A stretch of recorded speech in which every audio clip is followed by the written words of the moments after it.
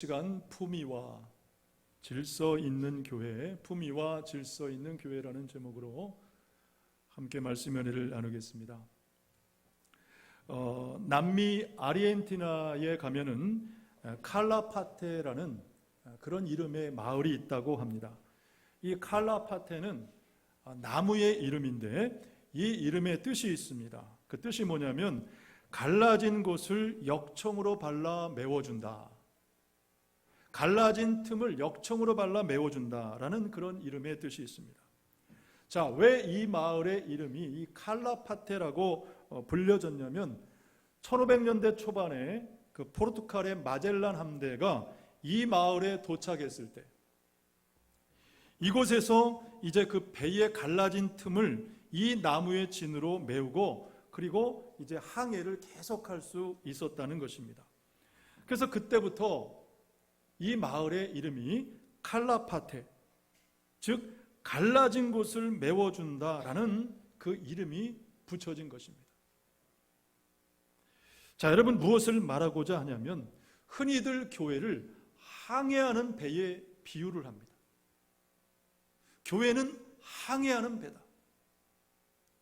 그래서 교회가 이제 목적지를 향해 운항할 때 성도는 무엇을 해야 되느냐? 이 배의 틈새를 메워주는 그 역청과 같은 역할을 해야 된다. 배의 균열, 배의 그 갈라진 틈, 어쩔 수 없죠. 항해하다 보면 틈이 생기고 그런 일들이 있게 되는데 그 갈라진 틈을 메워주는 역청과 같은 역할을 성도들이 해야 된다. 여러분, 그래서 하나님께서 교회와 성도들에게 기대하시는 것은 바로 하나됨이고 연합함입니다. 여러분, 성도가 교회 안에서 서로 연합하게 되면 시편 133편 말씀처럼 형제 연합함이 어찌 그리 아름다운가. 하나님 보실 때에 성제 연합은 그렇게 아름답게 보입니다. 뿐만 아니라 하늘이 열리고 말씀의 역사가 일어나고 또 성령의 다양한 은사와 열매들이 여러분 주렁주렁 맺어지는 줄로 믿습니다. 우리가 일부 예배 때도 부흥하는 교회들은 여러 가지 좋은 증거들이 나타난다 그랬잖아요. 그래서 오늘 본문은 교회가 연합하기 위한, 하나 되기 위한 세 가지 조건을 말씀하는데 그 첫 번째는 덕을 세우는 것입니다. 무엇을 하든 덕을 세운다. 특별히 은사를 활용할 때 덕을 세우라. 본문 26절 말씀해 보니까 그런즉 형제들아 어찌할까? 너희가 모일 때 각각 찬송시도 있으며 가르치는 말씀도 있으며 계시도 있으며 방언도 있으며 통역함도 있나니 모든 것을 덕을 세우기 위하여 하라. 자, 26절은 무엇에 대해서 말씀하냐면 여러분 예배에 대해서 말씀을 하고 있습니다. 그래서 여러분 예배에는 찬송도 있고 가르치는 말씀도 있고 또 오늘날 예배에는 없지만은 계시나 방언이나 통역의 은사도 활용되었다. 중요한 것은 이런 모든 예배의 행위들 내용들이 무엇을 세우기 위해 있어야 되느냐? 덕을 세우기 위함이라 그랬습니다. 덕을 세우기 위함이라. 여러분, 그러므로 예배를 드릴 때나 혹은 교회 안에 다양한 사역할 때, 은사를 감당할 때 여러분 덕을 세우시기를 주의 이름으로 부탁하고 주의 이름으로 축복합니다. 항상 무엇을 하든지 덕을 세운다. 덕을 세운다. 자, 여러분, 이 덕이라는 말 우리가 흔히들 많이 사용하는 말인데 이 덕을 세운다라는 것이 무엇을 의미하느냐? 여러분, 이 덕의 사전적인 의미가 이것입니다. 우리 한번 보여주실까요?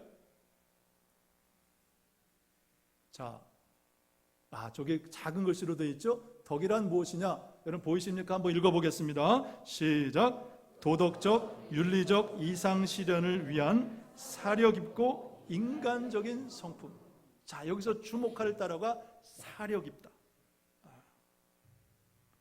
자, 여러분 이것을 교회 공동체와 접목하게 되면 개인보다는 공동체를 우선으로 생각한다는 것입니다. 그게 바로 덕입니다. 개인보다 공동체를 먼저 생각하는 것이 덕이다. 여러분, 오늘 본문에 앞선 14장 1절 이하에 보면 이제 교회 안에 다양한 은사 혹은 은사 활용에 대해서 말씀하는데 방언이나 예언이나 통역, 오늘날 교회에는 많지 않은 은사에 대해서 말씀하고, 그러나 이런 은사나 혹은 은사 활용보다 더 중요한 것이 무엇이냐? 4절 말씀해 보니까 방언을 말하는 자는 자기의 덕을 세우고 예언하는 자는 교회 덕을 세운다. 개인이나 공동체나 덕을 세우는 것이 중요하다. 덕. 여러분, 만약에 성도가 각자 받은 그 은사가 중요하기 때문에 개인적인 영성이나 열심만을 위한다면 여러분, 교회가 어떻게 세워지겠습니까? 그러면은 교회 덕을 세우는 것이 아니라 반대로 교회 덕을 해치는 일이 된다라는 것입니다. 그래서 바울은 앞선 고린도전서 10장 말씀에서 먹든지 마시든지 무엇을 하든지 무엇을 위해서 하라? 하나님의 영광을 위해서 하라. 무엇을 하든지 하나님의 영광을 위하라. 그러면서 그 뒤에 보니까 하나님의 교회는 거치는 자가 되지 마라 그랬어요. 거치는 자. 자칫하면 내 은사가, 내 열심이 교회와 공동체의 장애가 될 수가 있다. 그러면 결국 공동체에도 무익하고 개인에게도 무익한 것이 됩니다. 그래서 두 번째, 교회는 차례대로 질서를 따라 행해야 됩니다. 차례대로 질서를 따라 행한다. 27절과 28절 말씀을 우리 같이 볼까요? 27절, 28절 시작. 만일 누가 방언으로 말하거든 두 사람이나 많아야 세 사람이 차례를 따라하고 한 사람이 통역할 것이요, 만일 통역하는 자가 없으면 교회에서는 잠잠하고 자기와 하나님께 말할 것이요. 자, 여러분, 이 말씀은 방언이 무익하다, 방언하지 말라라는 그런 말씀이 아닙니다. 이 방언의 은사, 또 우리에게 주어진 다양한 은사를 그걸 잘 활용하려면 무엇을 따라야 되느냐? 차례를 따라 질서 있게 해야 된다. 매우 매우 중요한 것입니다. 아마도 바울 당시의 초대교회들이 이 방언의 은사뿐만 아니라 다양한 그런 은사들이 활용되었던 것 같아요. 근데 여러분, 특별히 이 방언의 은사는 무엇이 반드시 따라야 되냐면 통역이 따라야 돼요. 통역이 따라야 돼요. 그래서 만약에 통역이 없다면 그 다음에 어떡하라 그랬어요? 통역이 없으면 어떡하라? 잠잠하라. 통역이 없으면 잠잠하라. 자기와 하나님께 말하라.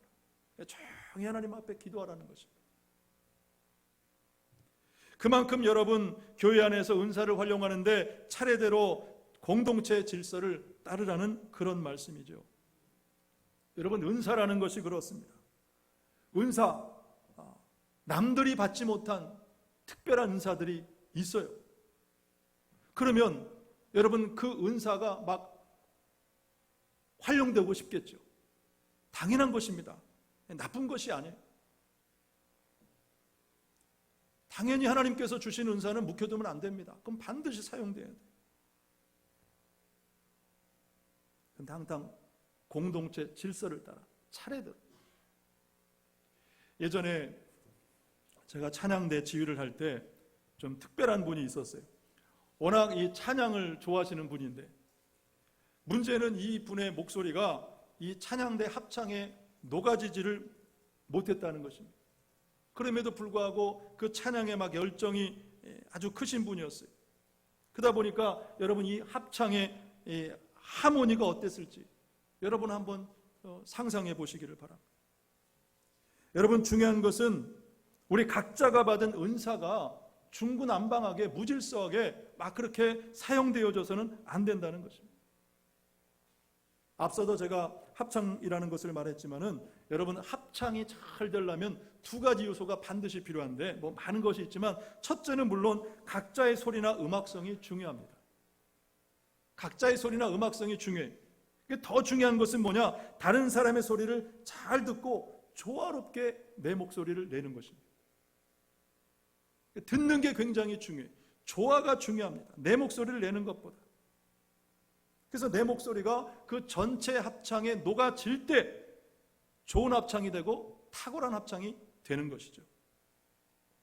그래서 여러분, 혹여 그 전문 합창단 연습하는데 가보셨는지 모르겠지만은, 예를 들면 여러분 시립 합창단 같은 전문 합창단들 그 연습을 하는 걸 가보면은 같은 곡을 여러분 수없이 반복하여 연습을 해요. 같은 곡을 수없이 반복하여 연습합니다. 근데 여러분 그 합창단들이 아마추어가 아니에요. 대부분 다 전문 성악 전공자들이고, 그리고 그런 전문 합창단들은 속된 말로 피 튀기게 경쟁해가지고 이제 들어가는 그런 분들이거든요. 예를 들면은 베이스 파트에 한 명을 뽑아요.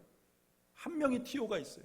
그 한 명을 뽑기 위해서 대학 졸업자 전공자들이 막 수십 명이 막 모인다는 거예요. 실제로 그래요 지금. 그래서 여러분 그런 분들에게 합창 악보를 딱 주잖아요. 그러면 거의 대부분은 초견에 연습하지도 않았는데 그냥 다 불러요. 따라 불러요. 그럼에도 불구하고 전문가 수준임에도 불구하고 수십 번, 수백 번 같은 곡, 같은 프레이즈를 반복하여 연습합니다. 왜냐하면 서로 조화를 맞추려고. 더 듣고 녹아지는 그런 연습을 하는 것입니다. 개인의 소리보다 합창, 조화, 하모니가 중요합니다. 여러분 우리가 지난주에 우리 문중경 전도사님 선교지 방문을 이렇게 1박 2일 일정으로 우리가 다녀왔어요. 모두 16분이 우리 청장년이 참여를 했는데 이제 두 대의 승합차에 이제 나노를 타고 참 바쁜 일정으로 막 돌아다녔습니다. 정신없이 다녔습니다. 그래서 이제 그 일정을 위해서 사전에 방문하기로 한 그 교회들 담임 목사님들께 연락을 다 취하고, 그리고 저희 교회가 어느 교회고 어느 교단이고 이번에 방문 일정 누가 가고 취지 일정들을 다 사전에 조율을 하고, 그리고 이제 목사님들께 다 허락을 받고 방문을 한 것입니다. 그러니까 일정이 워낙 빡빡하다 보니까 미리 스케줄, 이동하는 시간 다 타임 스케줄 맞춰가지고 몇 시에 어느 교회에 도착하고 또 출발해갖고 그 다음 목적지로 향하고 그렇게 일정을 짰어요. 근데 여러분 우리가 이제 참석하신 분들 알잖아요. 예상치 못한 일이 첫 번째 교회에서 딱 발생을 한 것입니다.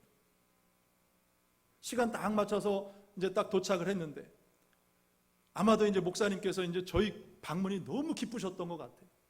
저희는 잠깐만 교회 역사를 들으려고 했는데 이게 이제 교회 역사가 설명이 아니라 부흥회가 돼버린 거예요. 부흥회가. 너무 저희 방문이 기쁘시니까 막 교회 역사도 얘기하시면서 뭐 다양한, 물론 유익했습니다. 그러다 보니까 30분을 넘어 거의 40분 시간이 그렇게 됐잖아요. 그러다 보니까 두 번째, 세 번째 일정이 꼬이기를 시작했고 결국 그래서 마지막 방문하기로 한 그 어디입니까? 임자 진리교회. 거기는 결국에 우리가 첫째 날 방문을 하지 못했어요. 그 또 어떡합니까? 가는 또 차편 안에 그 목사님께 전화를 드려서 목사님 이런 사정이 있어서 지금 오늘 방문하지 못할 것 같습니다. 두려운 마음으로, 조급한 마음으로 전화를 여러 번 눌렀는데 받지를 않으시는 거예요. 그 다음 날도 전화를 했더니 받지를 않으시더라고요. 혹여 마음이 상하신 것이 아닌가.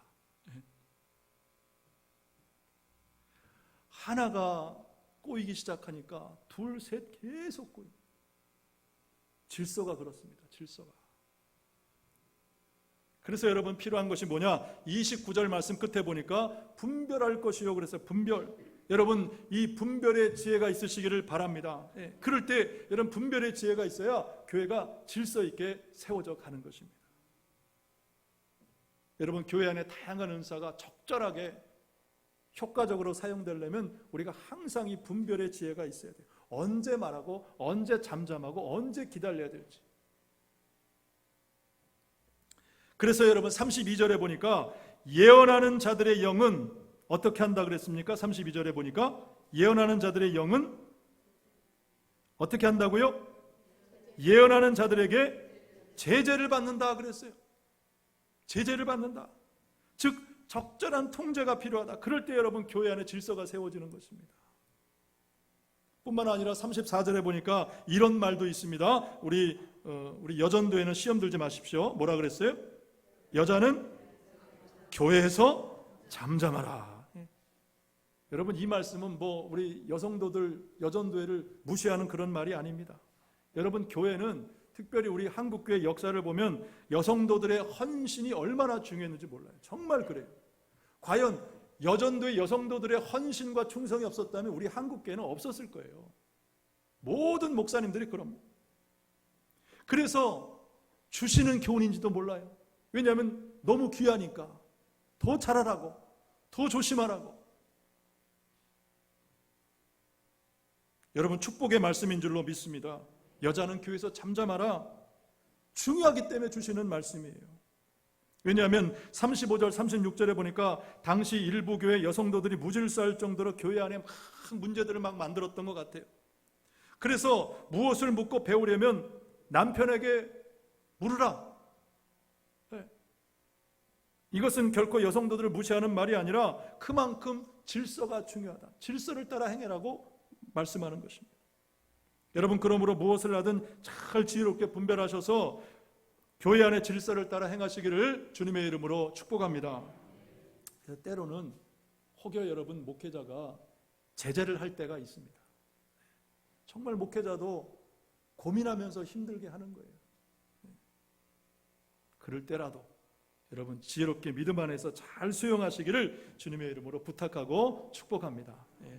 그래서 셋째는 교회 안에 무엇을 나타내야 되느냐, 오늘 제목에 있습니다. 무엇을 나타내야 될까요? 품위가 나타내요. 품위. 제 말이 아니라 세상에서 따온 표현이 아니라 오늘 성경에 분명히 그렇게 말해요. 40절에 보니까 모든 것을 품위 있게 하고 질서 있게 하라. 우리 옆 사람 보면서 우리 권면하면 좋겠습니다. 품위가 나타나야 합니다. 우리 한번 권면하겠습니다. 품위가 나타나야 합니다. 품위가 나타나야 합니다. 아멘. 여러분, 품위가 어떤 거예요? 품위가 뭐 여러 가지로 해석할 수 있겠지만 서로에 대한 예의입니다. 예의. 서로를 존중하고 배려하는 것. 그래서 우리가 말 한마디 하는 거, 서로를 대하는 거, 혹은 관계 가운데도 서로를 충분히 예우하고 대우해주고 높여주고 존중하는 거, 품위를 잃지 않는 거. 우리가 하나님 나라 백성으로, 자녀로, 주의 제자로 얼마나 우리에게 감당할 수 없는 많은 이름이 있습니까? 그 품위를 잃지 마라. 그래서 여러분, 바울이 앞선 13장에서 공동체 사랑에 대해서 말할 때 사랑은 뭐냐? 사랑은 무례히 행치 않는 것이다. 사랑은 뭐냐? 무례히 행치 않는 것이다. 가볍게 쉽게 막대하지 말라는 것입니다. 자, 우리 좀 마음이 뜨끔하죠? 내가 남편에게 무례히 대했던 거, 자녀들에게 무례히 대했던 거, 여러분 무례히 행치 않으시기를 바랍니다. 말 한마디라도 서로를 대우하는 거라도. 왜냐하면 여러분, 우리가 무례하게 되면, 품위를 잃게 되면 결국 하나님의 영광을 가리게 됩니다. 제가 이제 한 가지 이야기만 나누고 마치려고 하는데, 제가 지금도 기억나는 그 한 가지 장면이 있습니다. 예전에 광주에 처음 왔을 때 한 기독교 연합 집회 그때 참석을 했습니다. 집회를 이제 은혜롭게 잘 마치고 이제 그날 주최 측이 준비한 이제 점심을 먹는데, 그때 아마 그 광주 경찰서에서 행사를 했던 것 같아요. 근데 그날 나왔던 음식이 뭐냐? 제 기억에 설렁탕이었어요. 제가 설렁탕을 좋아하니까 야, 오래간만에 설렁탕 한번 먹겠구나. 그게 딱 이제 배식을 받으려고 기다리고 있는데, 그 배식을 담당하시는 어떤 아주머니가 분명히 어느 교회 집사님, 권사님이셨겠죠. 근데 그분이 막 큰 소리로 그러는 거예요. 이래라 저래라. 줄 똑바로 서세요. 안 그러면 밥 없습니다. 뭐 아무튼 막 그런 말을